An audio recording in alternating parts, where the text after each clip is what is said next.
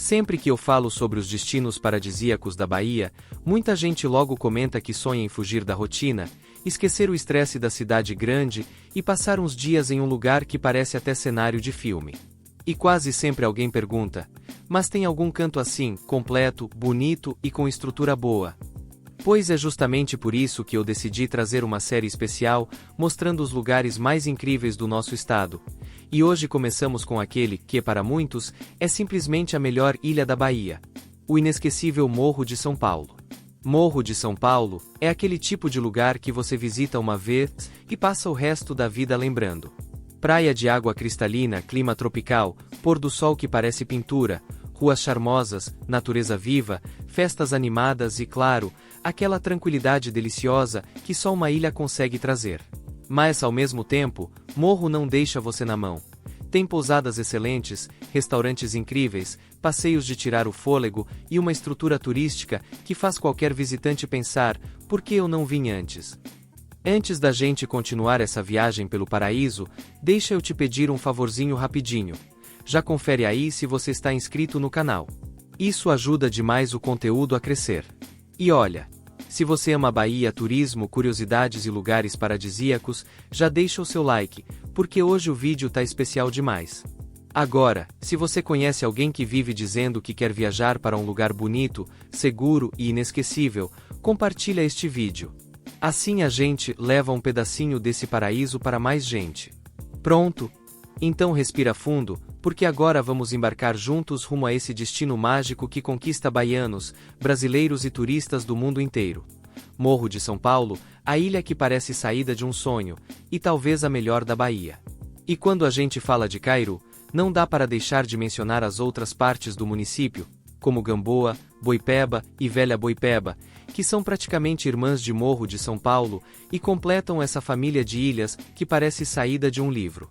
A população total de Cairu gira em torno de 18 mil pessoas, distribuídas entre as ilhas e povoados, e cada comunidade tem uma característica, um ritmo e uma história própria. Por exemplo, Gamboa, que fica a poucos minutos de caminhada ao Barco de Morro, tem cerca de 1.500 moradores e uma tranquilidade que contrasta com a energia turística de Morro. É aquele lugar onde o tempo passa devagar, onde o mar é calmo e onde muitos moradores lembram de como tudo era deserto antes das pousadas chegarem. Já Boipeba, mais distante, a cerca de 30 quilômetros de Morro por mar, tem perto de 3.000 moradores e é famosa justamente por preservar o clima de Bahia antiga, com praias extensas, natureza intocada e uma sensação de que você está pisando num pedaço de história viva. A distância até Salvador varia dependendo da parte do arquipélago, mas Morro é o mais acessível. 60 km por mar em linha reta ou cerca de 2 horas de lancha rápida. Já Boipeba exige uma viagem maior, cerca de 80 km por mar saindo da capital, e por isso mantém aquele charme de paraíso quase escondido. Essa distância toda faz parte da magia do lugar, é uma fuga do mundo barulhento, um respiro para quem busca paz, mas também é um lembrete de como as coisas funcionavam antigamente. Poucas embarcações, quase nenhuma infraestrutura e muita história sendo construída no improviso. Falando em história, existem datas marcantes que os moradores contam como se fossem capítulos de um livro. Um deles é a inauguração do Farol de Morro de São Paulo, em 1855, que desde então guia embarcações e serve de ponto de referência para turistas do mundo todo. Outro marco é a construção da Igreja de Nossa Senhora da Luz, no século XVII, que até hoje é um dos cartões postais do lugar e ponto de encontro que atravessa gerações. E tem também o início das operações das lanchas rápidas na década de 1990, que revolucionou o acesso à ilha e impulsionou o turismo. Muitos moradores contam que foi nesse período que Morro começou a se transformar no destino internacional que é hoje. Quem mora ali há décadas sempre recorda como as coisas mudaram. Antigamente, a energia elétrica falhava com frequência, a água doce era limitada, praticamente não existiam pousadas e os turistas que chegavam eram mochileiros que vinham atrás de aventura. Seu Antônio, um pescador de Gamboa, sempre diz que naquele tempo a gente via o nascer e o pôr do sol sem ter ninguém na praia. E também lembra com orgulho de como a juventude local aprendeu a trabalhar com turismo, a atender gente do Brasil inteiro e de muitos outros países. Dona Maria, que mora em Boipeba há mais de 40 anos, conta que quando inauguraram o pier novo da velha Boipeba, ela chorou de emoção ao ver o progresso chegando, mas sempre reforça: o importante é crescer sem destruir. Com relação à segurança, todos esses povoados, Morro, Gamboa, Boipeba, Cairu, têm algo em comum: o ambiente comunitário. Como as ilhas são pequenas e quase todo mundo se conhece, os índices de violência são baixos e o estilo de vida é muito mais tranquilo do que nas cidades grandes. Em Morro, por não haver carros na vila, a maioria das situações de risco é relacionada a deslizes em trilhas, mar bravo ou exagero em festas, e não a violência urbana. Os moradores dizem que a segurança é característica natural do clima da ilha, e muitos turistas confirmam essa sensação de tranquilidade.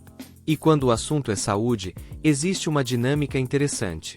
Morro de São Paulo tem postos de atendimento básico, médicos de plantão e resgate de emergência com embarcações autorizadas. Mas, dependendo da situação, principalmente casos graves, os pacientes são encaminhados para Valença, que fica a cerca de 25 quilômetros por mar, ou para Salvador, a depender da urgência.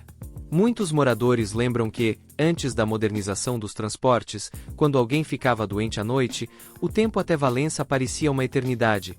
Hoje, com lanchas rápidas e barcos estruturados, tudo melhorou bastante. A renda da população é fortemente conectada ao turismo, mas não só. A pesca segue viva, especialmente em Boipeba e Gamboa. A agricultura existe em menor escala, e o artesanato é uma marca registrada. Quando você compra um colar feito à mão, ou um quadro pintado na areia da segunda praia, muitas vezes está levando para casa o sustento direto de uma família local. O turismo trouxe oportunidades, sim, mas também trouxe desafios, principalmente a preocupação de não transformar demais o que deveria continuar natural. E quando a gente fala de festas, Morro de São Paulo brilha. A ilha tem uma energia única, capaz de transformar qualquer final de tarde em um momento memorável. O luau da segunda praia é um clássico, atraindo visitantes do mundo inteiro. Nos feriados, a vila ganha ainda mais vida com DJs, shows ao vivo e eventos que começam na areia e terminam só quando o sol dá as caras de novo. Mas não é só festa moderna não. Também existem celebrações tradicionais, como a festa de São Francisco, que movimenta a comunidade pesqueira, e os festejos religiosos de Nossa Senhora da Luz, que reúnem gerações inteiras.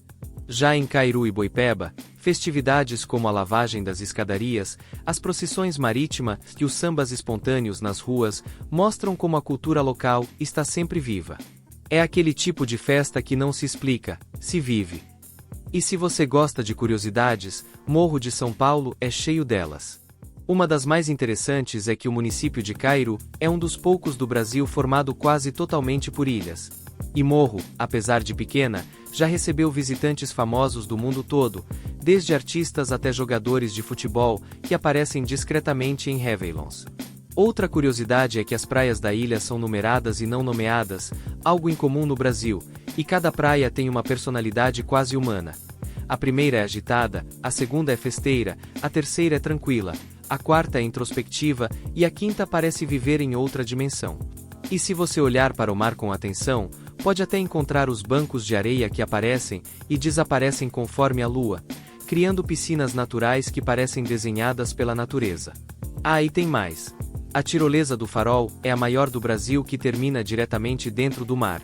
São mais de 300 metros de descida com uma vista que dá até vontade de gritar antes de pular.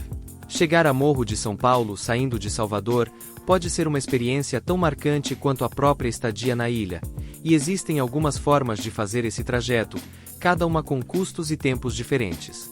A opção mais prática para muitos viajantes é sair do terminal marítimo de Salvador, ou da região do porto, dependendo da empresa, e seguir de lancha rápida ou barco convencional diretamente para o pier de Valença ou até mesmo para Morro de São Paulo. A travessia costuma durar entre 1 hora e 32 horas, variando conforme o tipo de embarcação. O preço médio da lancha rápida fica entre R$ 150 e R$ 200 por pessoa, enquanto o barco mais lento pode custar entre R$ 80 e R$ 120, embora leve mais tempo. A grande vantagem dessa escolha é chegar direto na ilha sem depender de outros transportes, mas vale a dica. em feriados e alta temporada, o movimento é intenso, então é recomendável sair cedo e chegar ao local com antecedência para garantir sua vaga. Outra alternativa bastante usada é ir de van ou ônibus até a cidade de Valença.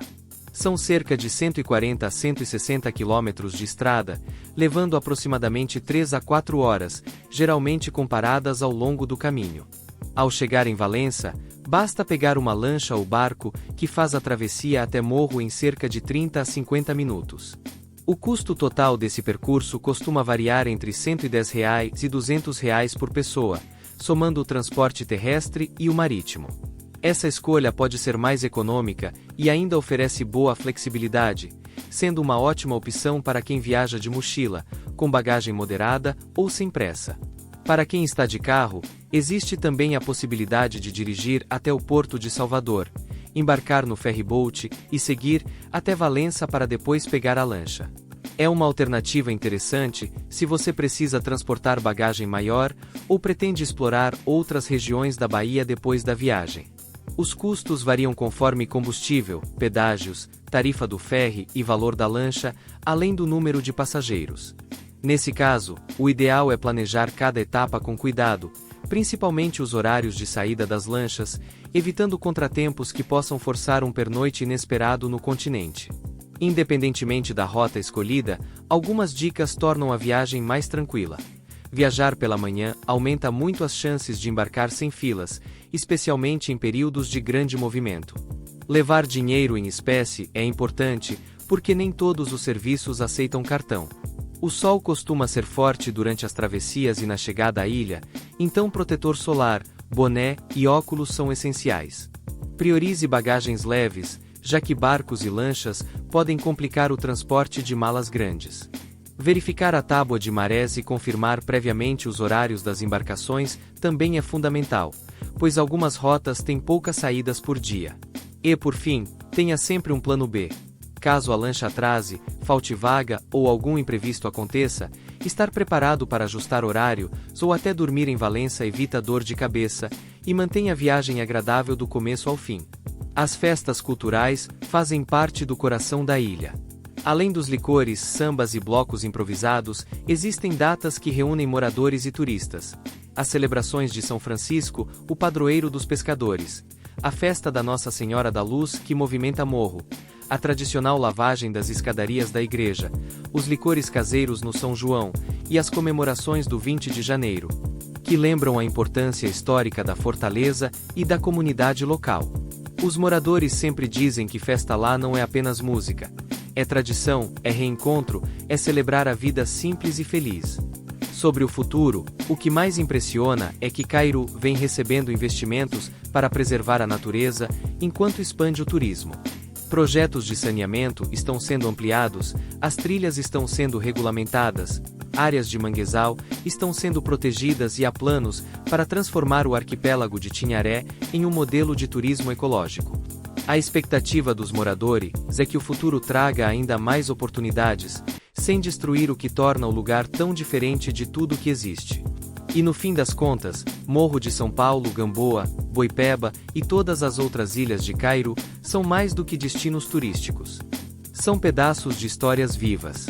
São lugares onde cada morador tem uma memória para contar, onde cada rua tem uma mudança recente, onde cada canto guarda um detalhe que você só descobre conversando com quem vive ali. A essência é sempre a mesma. Natureza exuberante, sorriso fácil, muita vida pulsando e aquela mistura irresistível da Bahia que faz qualquer visitante pensar seriamente em ficar mais tempo, ou até morar ali.